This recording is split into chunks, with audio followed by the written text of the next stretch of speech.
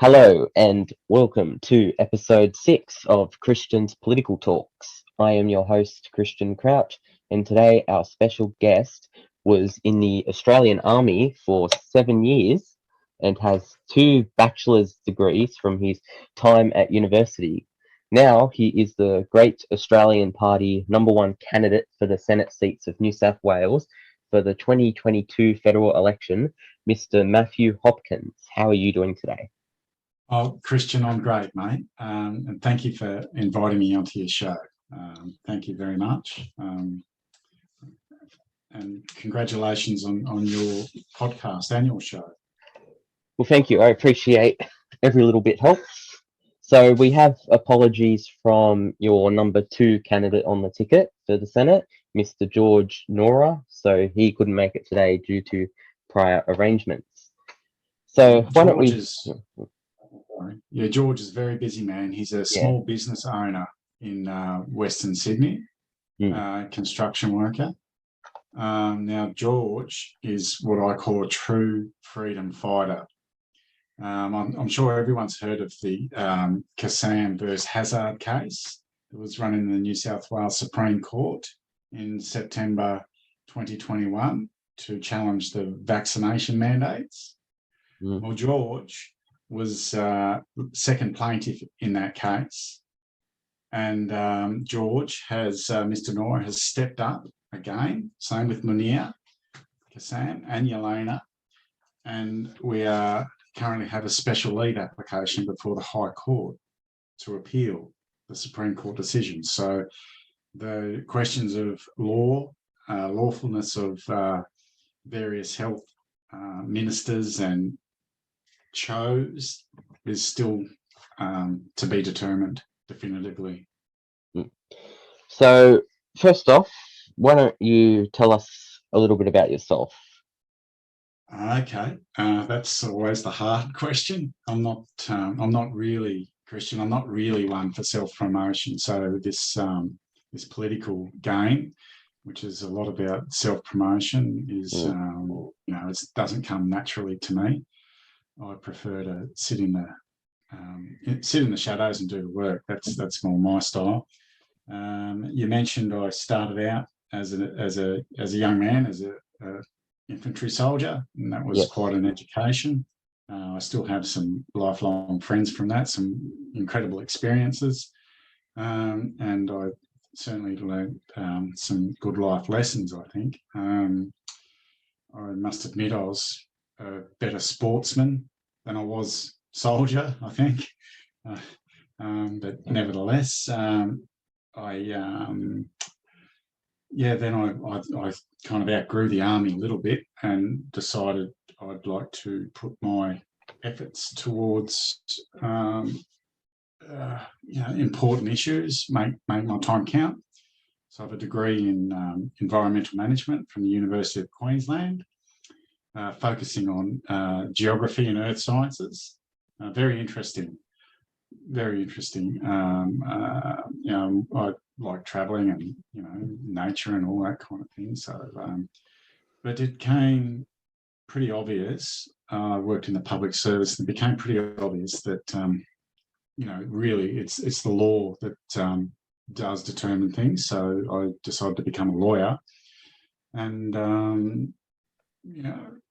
to try and leave the world a better place for my kids. And now, in the age of COVID, the law skills have certainly been called upon by a lot of different people that feel that their freedoms have been curtailed a little bit too far. So that's a little bit about me, what drives me. So what made you decide to join the Great Australian Party? Okay, so it was 2019, Christian, that I first became a member. COVID wasn't on the horizon at that point, but I think in Australia we've had a long time. We've had politicians that don't represent us. We're simply managed. And for a long time, the resources of the Commonwealth seem to be benefiting only a few not a kind of a rising tide raising all boats. And so the underlying philosophy of the Great Australian Party is that the resources of the Commonwealth should benefit all the people of the Commonwealth, and so that's what resonated with me: the rule of law, some anti-corruption, just a little bit about honesty in government, and just grassroots people electing grassroots people to administer our economy and make some, not too many laws about behaviour. That's it. I'm very much all for small government and personal responsibility. So how did you end up becoming the #1 candidate for the Great Australian Party for the Senate seats of New South Wales?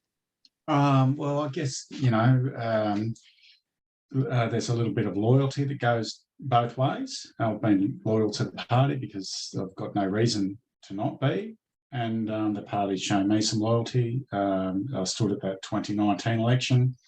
I think our party came into existence officially, was registered 3 days before the election was called. Yes. And then we had a big scramble because back in that election, it was a very short campaign that was called, the strategy of the government of the day. So I guess it comes from there. Certainly the profile of the legal work that I've been doing is a benefit to the party. But we just want some integrity back in government, and I think I stand for that, and the party recognises that. And so here we are, #1. We'll see how we go. First time around, we got 8,000 votes. Not too bad after 3 weeks of campaigning through new party. And this time, the couple of party members have been doing a lot of work, and a lot of work behind the scenes. We're certainly more sophisticated now than we were in 2019, so we've grown. We should do a little bit better than 2019. So what would be your main policies you would help pass into the federal parliament if you got in? Okay, so our underlying philosophy is the repatriation, really, of the Commonwealth resources to the people of the Commonwealth. Now that is a big task. There's a lot of things to undo. Personally, I have 3 fundamental fixes that I believe can deliver profound results for an enduring, prosperous nation. Now, a constitutional monarchy, which is what we have, can work, and the Westminster system can work. But where we've gone wrong is we don't have a circuit breaker on rogue government. And what we've really seen, well, we've seen it over the last 20 years or something, with the selling off of the country. But in the last 2 years in particular, I think a lot of people would say that we have a government that wasn't listening to the people, and the people did not have a circuit breaker on a government that wasn't representing them. Now, I'm a little bit more critical, and I believe that it's almost a rogue government aligned to some globalist agendas. But not everyone sees it as I see it, but I think it's common ground that the government simply wasn't listening to the people. So to fix that, all it would take, it's not rocket science. All it would take is the direct election of the Governor General, rather than being a political appointment. And if that was able to be accomplished, then we would have a true circuit breaker. We would have true separation of powers, and we'd have a true watchdog. Now, we do have a monarchy. It doesn't really figure in the everyday running of the country. Well, certainly it doesn't appear to. We don't know what goes on behind the scenes, but we could also look at replacing the idea of the monarch with perhaps something where each and every one of us, individually and collectively, is that monarch, and that would restore some kind of power balance where the people are sovereign and the government is the servant of the people, and the people, as the sovereign, their representative in the parliament would be, or the watchdog of the parliament would be, that directly elected Governor General. So that is one fundamental change, a simple change that could deliver profound results. Now, I'd like to see in this directly elected office of Governor General, I think that's where an ICAC could sit, with good terms of reference, administered by the office of a directly elected Governor General. You would certainly have some keen eyes then on corruption in the political process. The other thing that this lends itself to is people would be able to table bills into the parliament through the office of a directly elected Governor General. So you see a lot of parties, they talk about, let's have citizens initiated referendum, we need an ICAC, etc., etc. Well, these things can actually come into the office of the Governor General. So, I mean, one of the things that's good about GAP, or where we're a standout, is we like to look at really the fundamental reasons why things have gone wrong and look at fundamental changes. And this is just an example of one. The other point that I think is really important at this point in time is housing affordability. And we've just seen on the mainstream media reporting, inflation is starting to soar, and that comes as no surprise to really anyone. But where this is going to impact on housing is, when you look back at history, when you start to have high inflation, you start to have high interest rates, and that is going to crush a lot of people who will start to experience mortgage stress. Now, Big Clive, he's got this 3% cap housing policy. I mean, that doesn't 3% mortgage on it. That's a policy he's taking. That doesn't help people who aren't in the market. I think it's a band-aid over a topic. I think it's just, it's not. He hasn't thought about the fundamental drivers, issues, or fixes.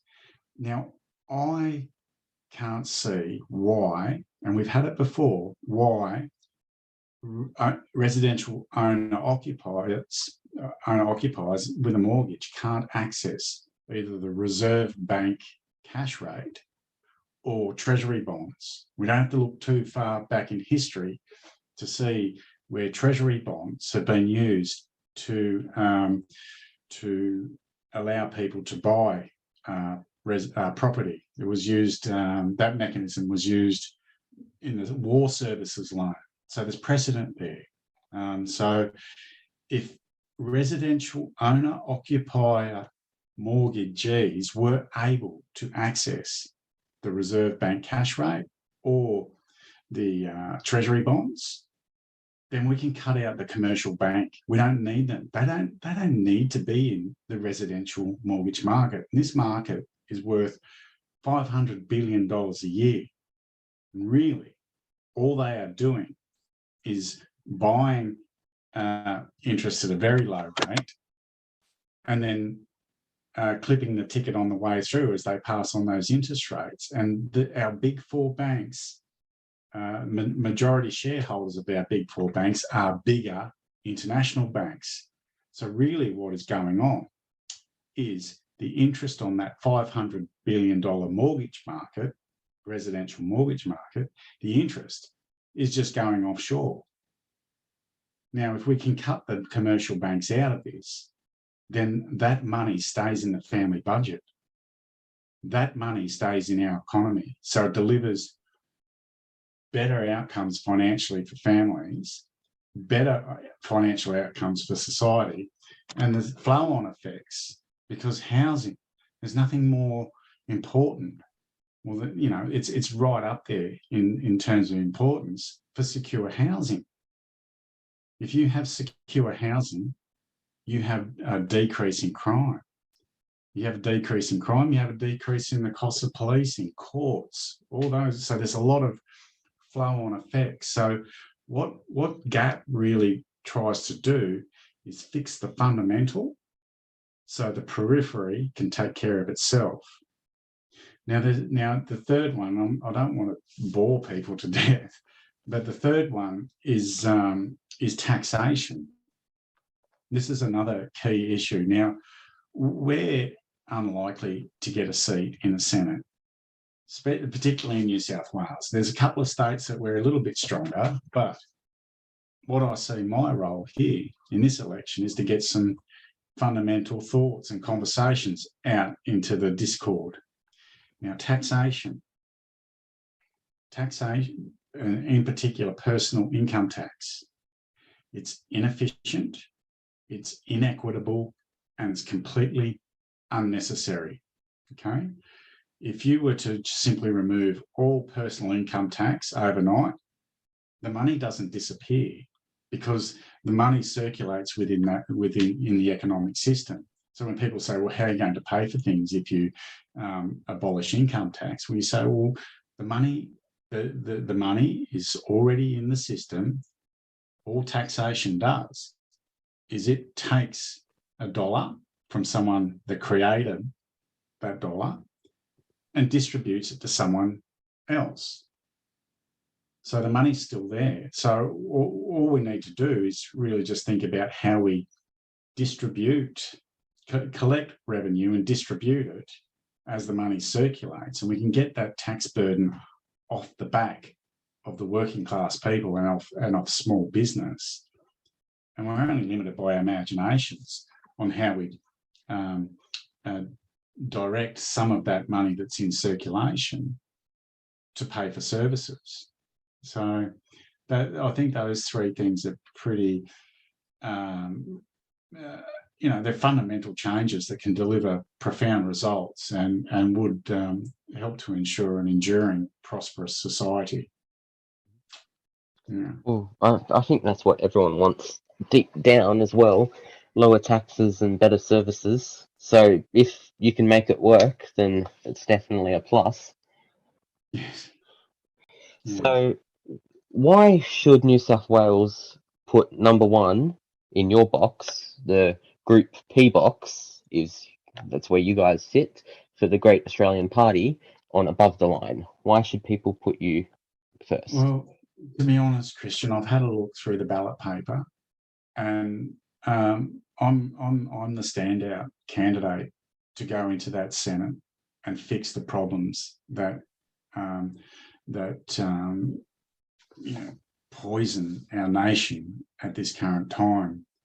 So, I mean, I do stand for freedom. I do stand for personal liberty. I've stood on the front line. I've stood in the courtroom, and people can be assured that I'll continue, if they put me into the Senate, that I'll continue that work there. I'll continue it tirelessly, and I'll continue it with integrity, and I'll continue it with my heart being for a better nation. I certainly have the skill set. I understand the fundamental fixes that need to be made, that can be made. And I don't know that, I'm not about slogans, I'm about solutions. And we see some of the talking heads that have become a little bit prominent this times of crisis. Maybe they're more slogan orientated than solutions orientated. But yeah, I believe I'm the standout candidate. I don't say that to sound like I'm a very modest person, but honestly, people would be well served to put me number one. And we do need some fresh people in there. If we can get some seats off the establishment parties who have for decades given disregard to the best interests of Australia, then that's great. And if by fluke one of them falls to me, I think the country will be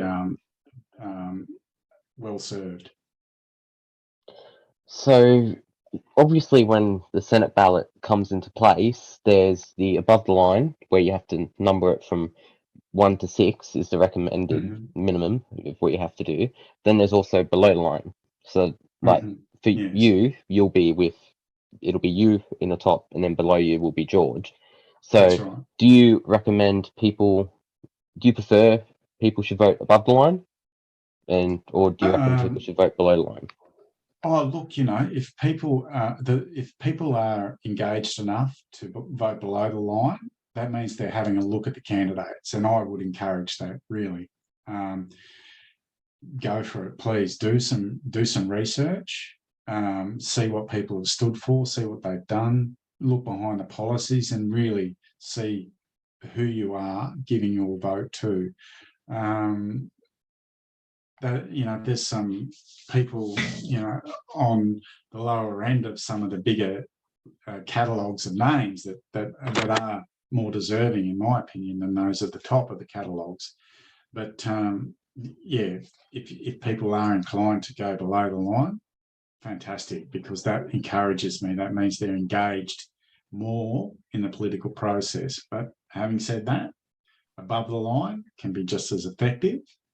And preferences, the how to vote cards can, they do have an impact. They do, just through sheer weight of numbers, and some people just copy what is recommended. They'll just take, they'll trust the person that they want to elect, that this is the best way for them to have the better chance or influence which of the bigger players does get in. So above the line as well, no worries. But I think New South Wales and Australia will be well served if they put a 1 next to, in column P, next to the Great Australian Party. Absolutely. So how is campaigning for the 2022 federal election going so far? Oh, look, Christian, we certainly pay for this a lot out of their own pocket. I work full time as a busy lawyer, so that impacts as well. I'm supported by my wife, and she takes care of me during this even more busier time. So it's, we haven't got the budget, and we don't get the airtime or the attention that others do. So off the bat, we're up against it. Campaigning, it's people like yourself that take the initiative and reach out, and all commendations to you, Christian, because by all accounts you've got most of the New South Wales candidates on your show, and that's great. I applaud you for that. Yeah, look, everyone is probably familiar with Mr. Cullerton, who's a very colourful leader of the Great Australian Party. He wears his heart on his sleeve, and he's certainly been out there in the best way that he believes, with his big heart and his Aussie vernacular and talent for slang. He's been out there for a couple of years. We've saw him, quite. There was a lot of public interest in him when he confronted or stood between banking people looking to take a farm, and the farmer, and that farmer's still on his land. So he's been a key element in raising Gap's profile, as has Mr. Miles and Joanne and others around the country, and Steve Arrigo as well in NT, and Dr. Mark Hobart. So look, this is the kind of people that Gap have, and so most people know Dr. Mark Hobart. He was the doctor who got raided by the AFP or the state police and shut down, his medical license taken off him because he was practicing medicine. He thought that some people shouldn't have this vaccine. And he was right, because people had died.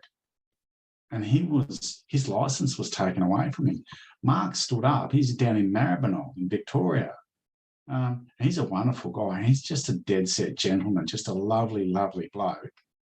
But he's got a real strong sense of what's right and wrong. We've got Steve Arrigo up in NT, and we had the crazed Chief Health Minister trying to. His name's Michael Gunner. I call him Michael Gunner Jack, because all he wants to do seems all he wants to do is just put needles in people. That's all. Now Steve has just stood up and said, no, not at all. He's copping fines all the time, but he's not backing down. He's like, this is wrong, and I'm making a stand. So that's the people at Gap. We're not on TV, we're not flashy, all that. We don't have the media training and the quiver of slogans, but we're just real people, really concerned. And we really do think we have some fundamental solutions.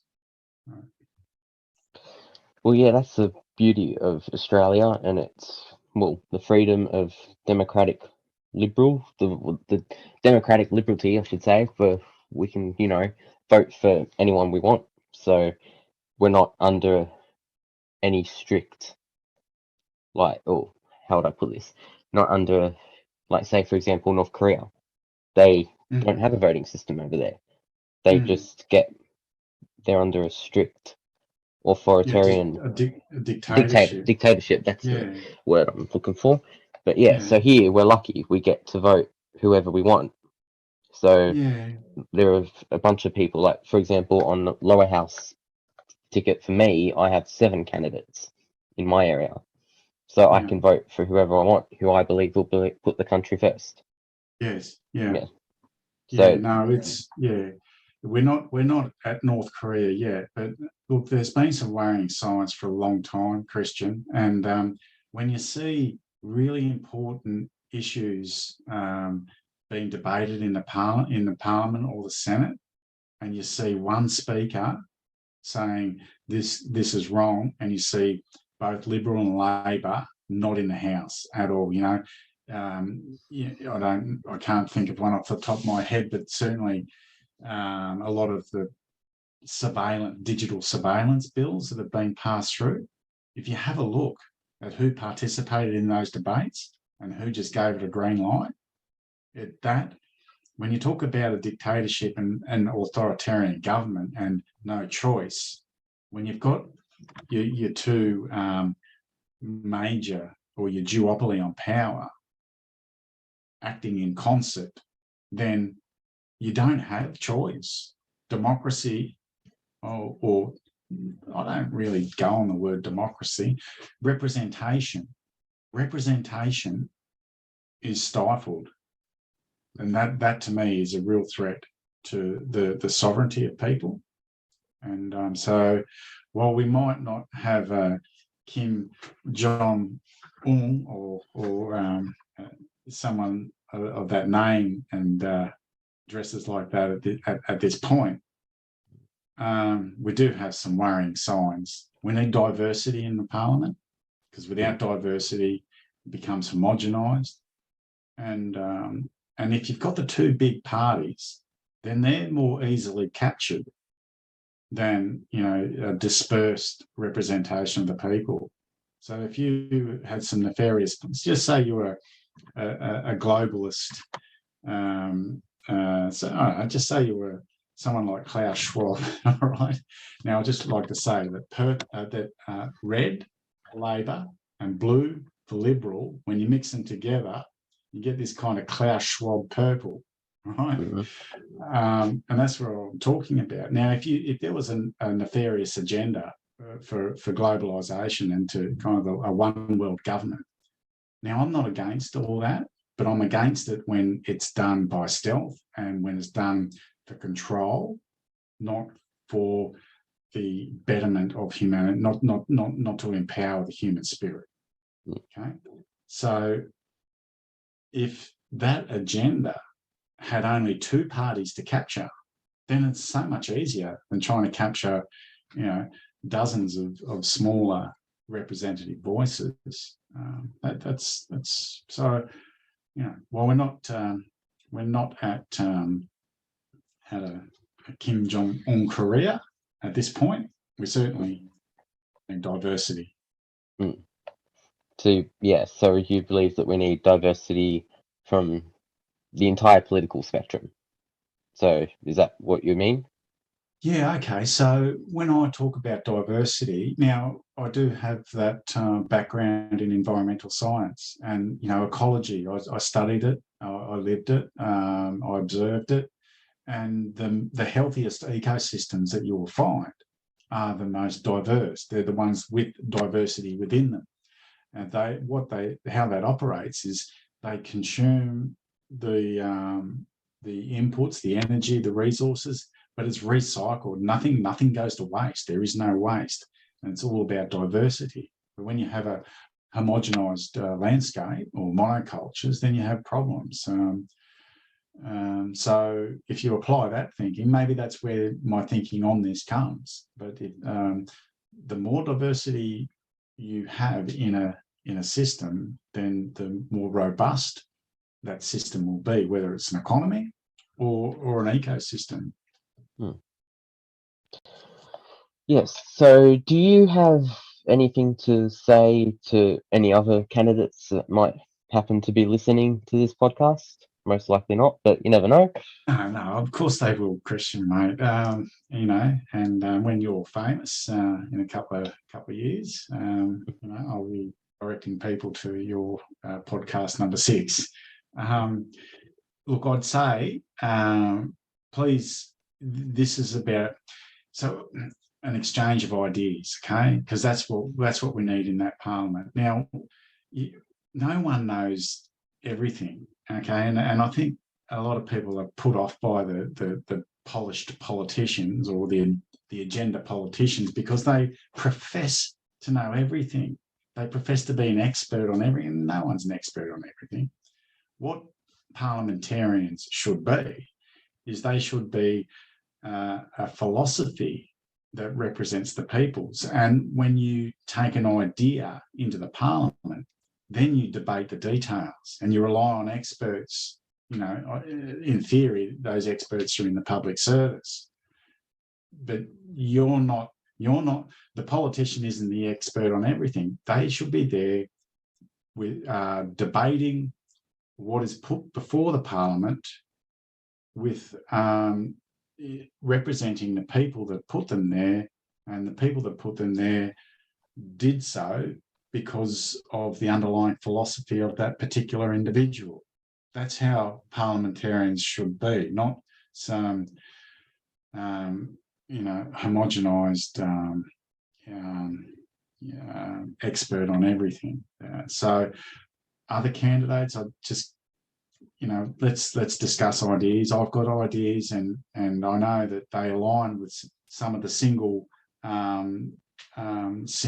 issue parties like ICAC. Yeah, I've sent an email off to the ICAC party today. We were having a little bit of discussion, and I said, look, I like ICAC is really important, but here's my idea on an office of directly elected Governor General, in which could sit an ICAC. So I've started that, plant that seed elsewhere. So that's what I'd say to the other candidates. Look, I've had a bit of trouble getting hold of some, and some have been really, really, really good. And and you meet people, you make friendships, and it's just the nature of it. So please reach out. Absolutely. So if anyone listening to the podcast is keen to help out you or the Great Australian Party, how would they go to help volunteer? Well, okay, so we volunteering for us is key. Now, we don't have much money at all, so if anyone can donate a couple of bucks, that's great. We got donation pages on the website. If you go to our website and on the candidates, you can donate direct to the candidates, and that's much needed. Volunteers on the day. What our strategy is to use the money that's donated. We've got some artwork that we're building, the how to vote cards, and people can jump onto the website, order a T-shirt, go down to the booth, and print off the how to vote cards. Then that's great. Really, that would be wonderful. Some call flutes, and I don't know. They seem to be. I've still got call flutes from 2019. So what I've done with them is I've just lined my shed, with the turn and face in, so you're not reminded of the cringy photo that was there, knocked up on trees and traffic side. Anyway, but that's how people can help.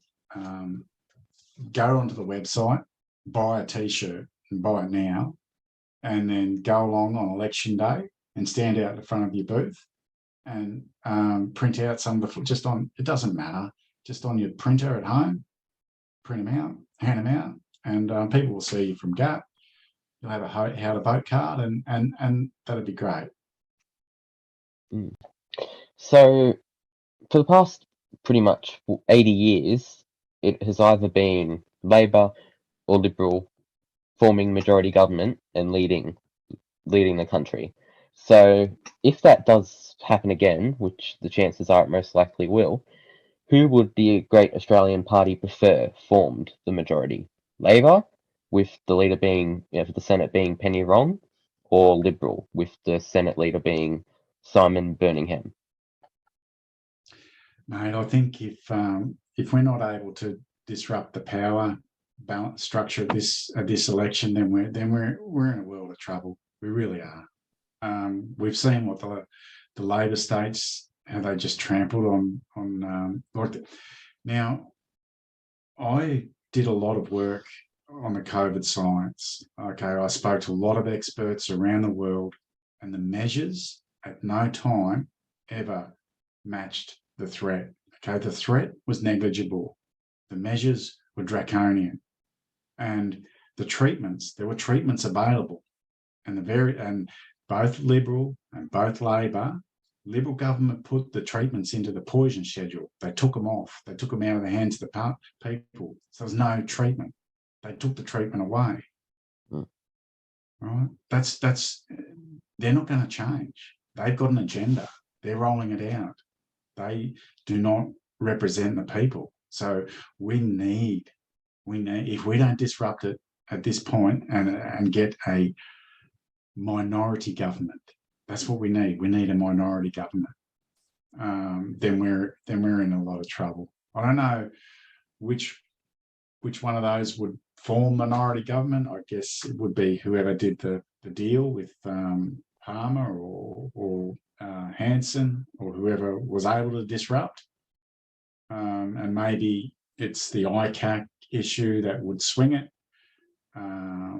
But yeah, we need to disrupt this duopoly before it's too late. It's probably our last chance. So do you have any other comments you would like to address the listeners today? I'd just like to people to acknowledge what you're doing, Christian. You're starting a podcast, and you've got some good guests on so far. So if people can, just acknowledge what you're doing, mate. I just ask people. It's been really hard this last couple of years, so just be just be respectful of other people's choices. Do that. Understand that everyone has had to navigate this COVID crisis, and I think it's a rule of law crisis. Others think it's a health crisis. Nevertheless, we've all had our own experience with this thing. It's unprecedented, and so just be respectful of each other's journey through it. I think that's really important, because if we can get through that with respecting each other, then the resilience and rebuild on the other side is better served to kind of re-knit that fabric that some have sought to pick apart. That's what I'd say to people. Just look out for each other, and it hasn't been easy for a lot of us, and so just keep that in mind. So thanks for joining us today, Matthew. My pleasure, Christian. So you can follow him on Facebook at Matthew Hopkins, and you can also follow his party on Facebook and Instagram at the Great Australian Party. You can follow me on Facebook at Christians Political Talks, and the same on Instagram at Christians Political Talks. Special thanks to everyone who tuned in to listen to today's episode, and I hope to see you soon. Bye.